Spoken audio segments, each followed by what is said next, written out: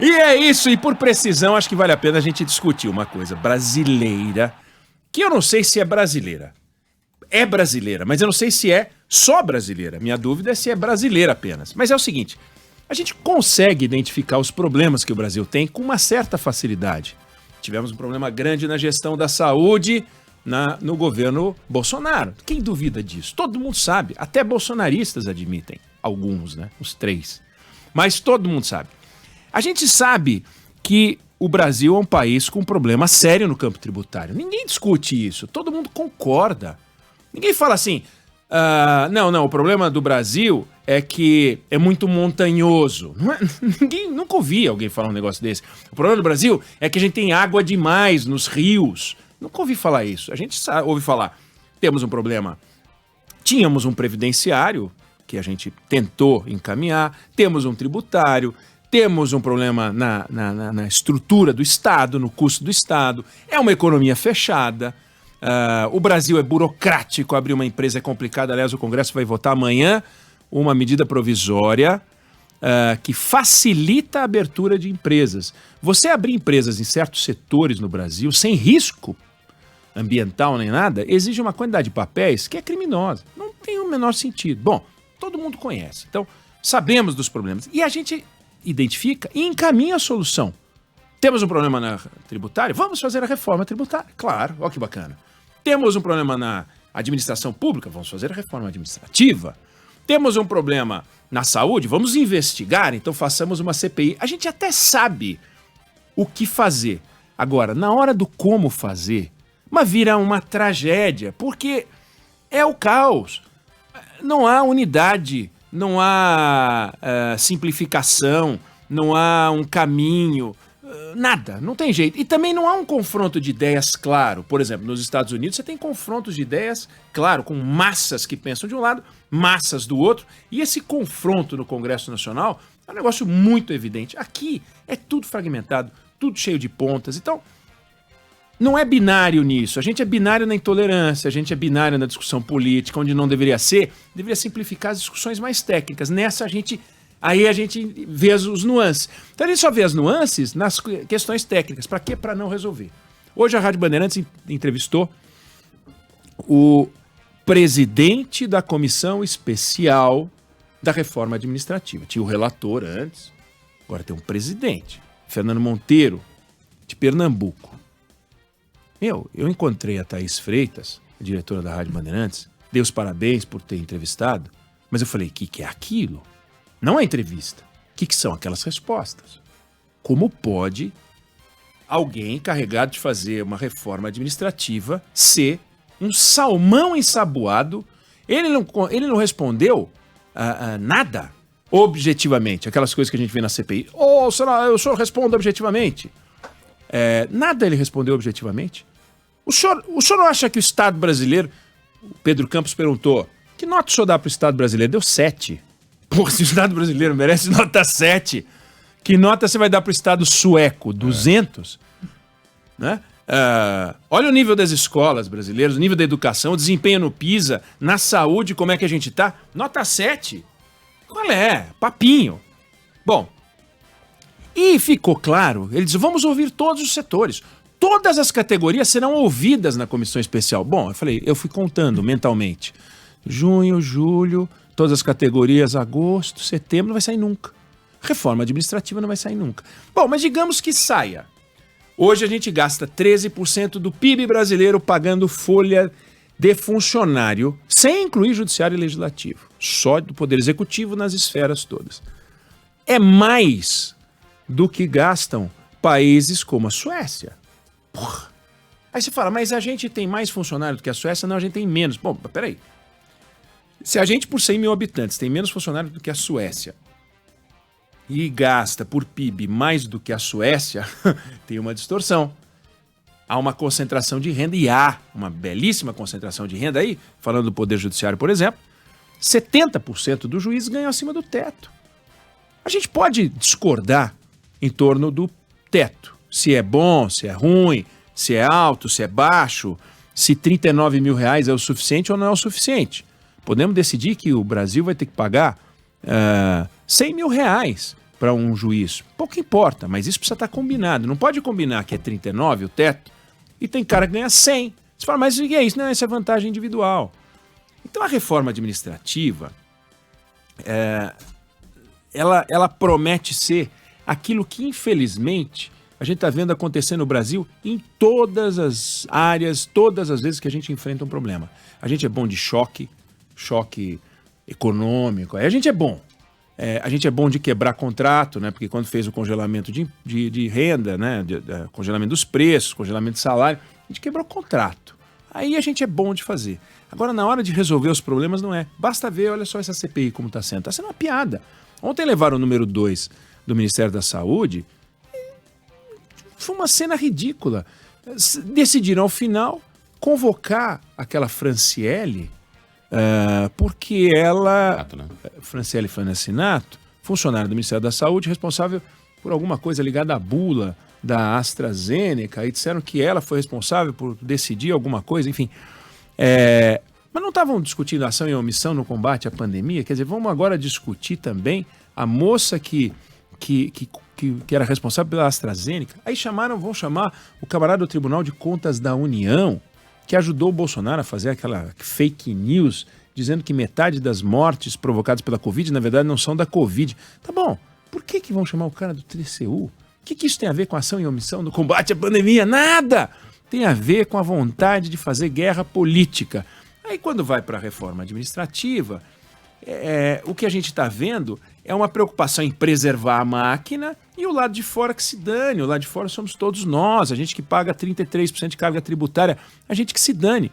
Aí a reforma tributária é a mesma coisa, vai sendo encaminhada aos trancos e barrancos. Então, o Brasil é bom para identificar o problema, inventa um nominho dizendo que está resolvendo, mas quando você vai ler e abre, a coisa anda muito mal.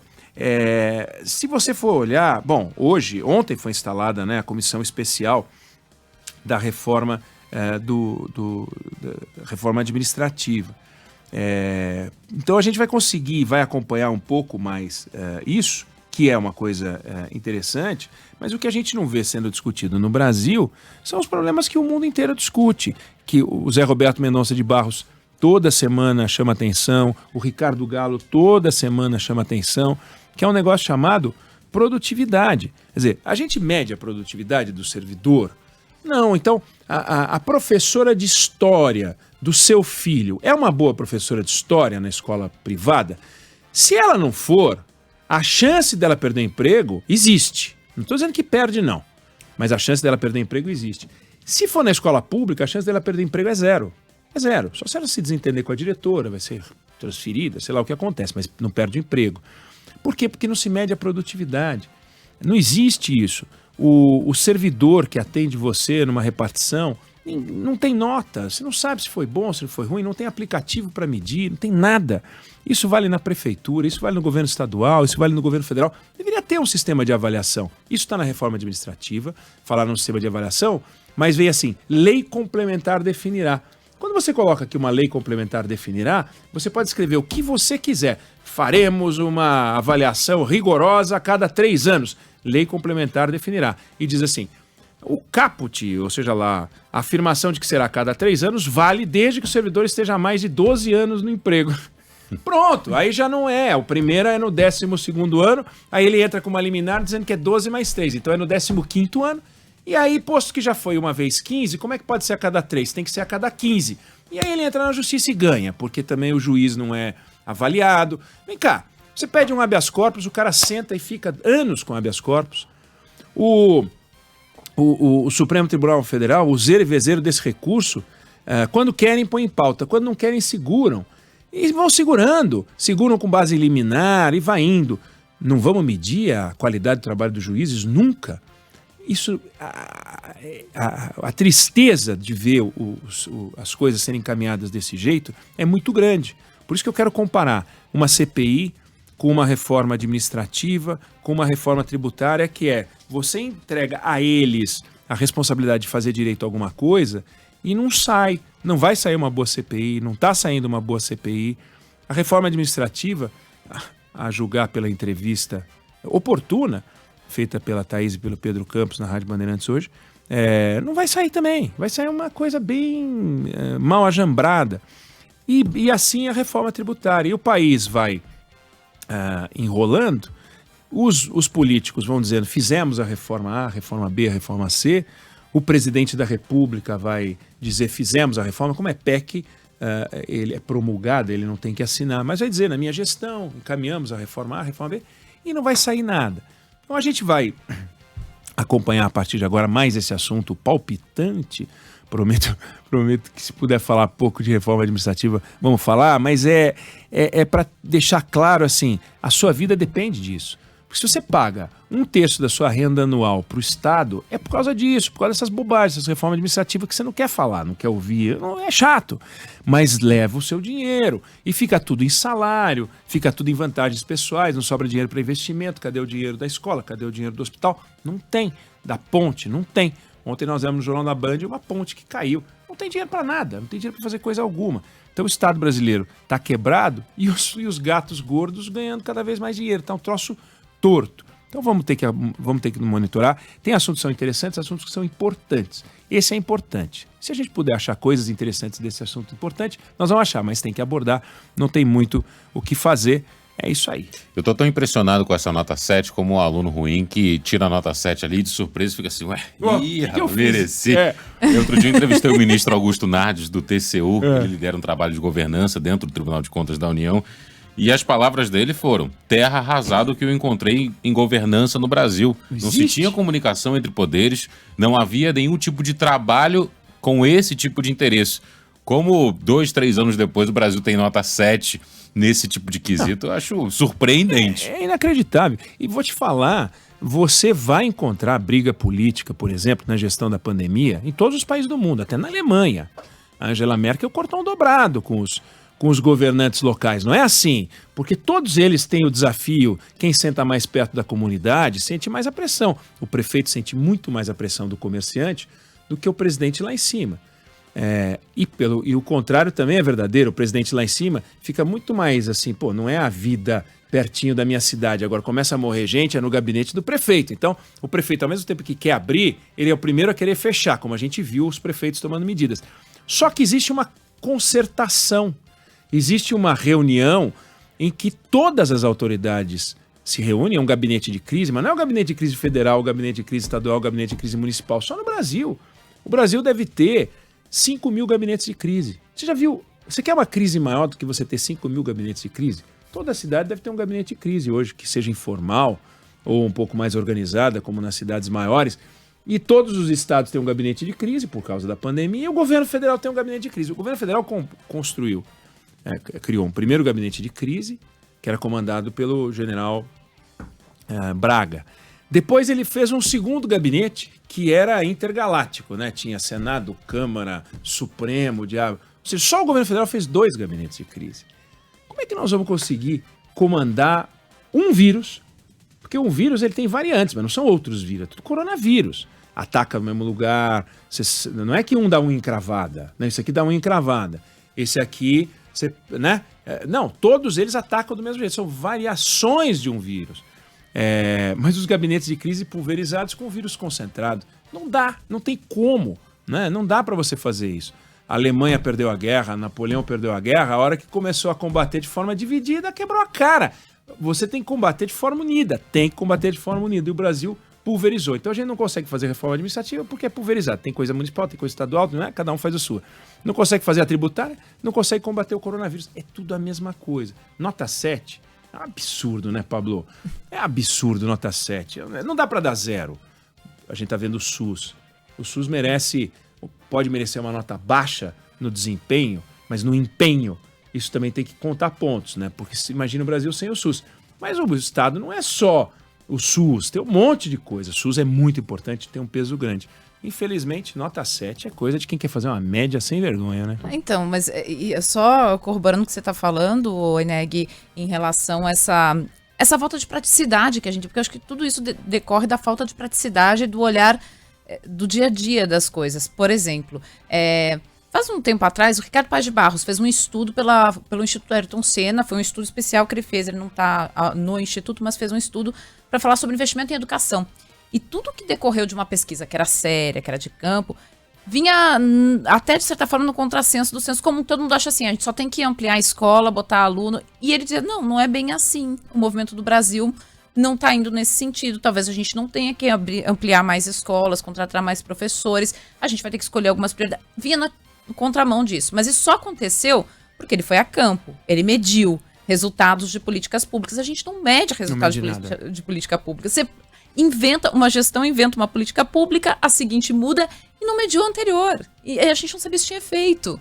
E a gente despreza, inclusive, esse conhecimento empírico. A gente não acredita nesse conhecimento empírico.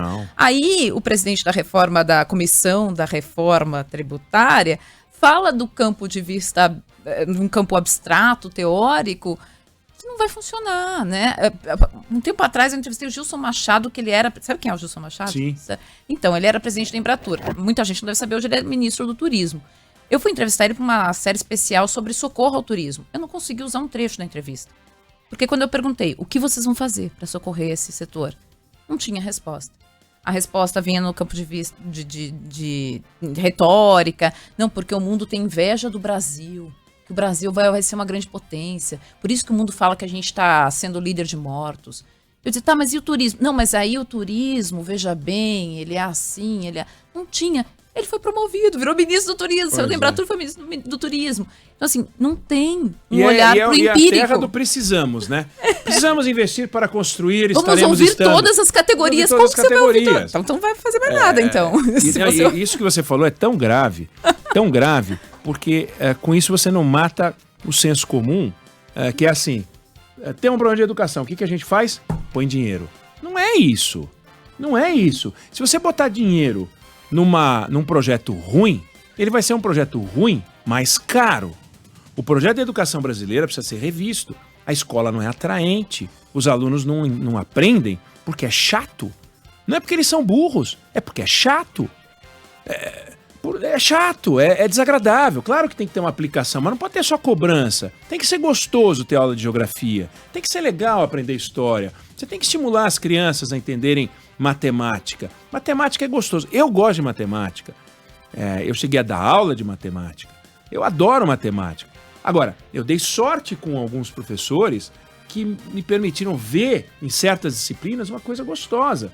Provavelmente, o jornalista, em algum momento, teve um bom professor de redação, ou se encantou com o professor de português, ou quando não é em casa, o pai, a mãe e tal. Às vezes é do nada. Mas, de uma forma geral, você tem um estímulo na escola. Agora, se o estímulo na escola que você tem, o maior, é ir almoçar, que é uma realidade de muitos brasileiros, é você na pandemia, você tem escola que eles dizem que está conectada à internet e a rede de internet tem um ponto na biblioteca que não tem como colocar roteador nem nada, que os alunos não vão ter tablet, não vão ter nada, e quando vão comprar tablet tem um maior escândalo de corrupção de compra de tablet. Não tem jeito. Aí vamos falar na reforma administrativa. É uma reforma quase que filosófica, é uma reforma quase que mental. É reescrever a lógica das coisas. No caso da reforma da educação, você já imaginou também? Se a gente for fazer a reforma administrativa fazendo essas discussões que a gente está fazendo aqui, ela vai terminar quando o meu neto for avô. E eu não tenho neto. Então, quando ele for avô, aí você fala, bom, agora estamos prontos para votar a reforma administrativa. E aí o neto do Pablo vai falar, pô, nota 7 pro Estado. E você fala, mas de novo, eu já ouvi seu avô falando isso. Não dá, e o problema é que provavelmente o seu avô falava algo parecido. Isso aqui é muito chato, né? Mas